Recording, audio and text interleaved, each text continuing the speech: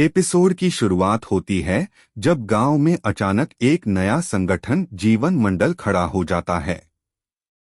इस संगठन के लोग पंचायत पर दबाव डालते हैं कि गांव में झंडा लगाना जरूरी है। प्रधान पति ब्रिजभूषण और सचिव जी अभिषेक हैरान रह जाते हैं कि अब यह कौन सी नई मुसीबत है। जीवन मंडल के लोग कहते हैं कि पंचायत भवन पर उनका झंडा लगाया जाए। सचिव जी कानून की किताब खोलकर कहते हैं, ये सरकारी भवन है, यहाँ कोई निजी झंडा नहीं लग सकता। लेकिन संगठन वाले अड़े रहते हैं। गांव के लोग दो हिस्सों में बंट जाते हैं, कुछ जीवन मंडल के साथ और कुछ पंचायत के। अभिषेक सोचते हैं कि यूपीएससी पढ़ने के लिए गांव आए थे, पर यहाँ रोज कोई नया झंझट खड़ा हो जाता है।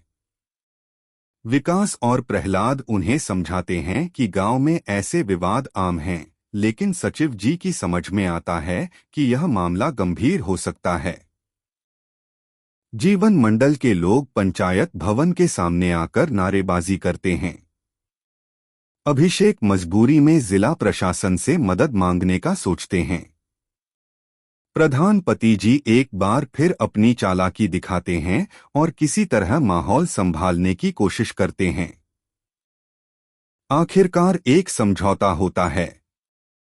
गांव में जीवन मंडल का झंडा लगाया जाएगा, लेकिन पंचायत भवन पर नहीं। सचिव जी चैन की सांस लेते हैं, लेकिन समझ जाते हैं कि गांव की राजनीति कभी खत्म नहीं होने वाली। एपिसोड का अंत होता है सचिव जी के कमरे में। वह किताब खोलकर पढ़ाई शुरू करते हैं, पर खिड़की से बाहर झगड़ालू आवाजें सुनाई देती हैं।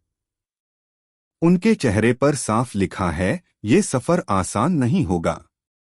यहीं पर सीजन 1 की कहानी खत्म होती है और दर्शक सीजन 2 के लिए कमेंट करें।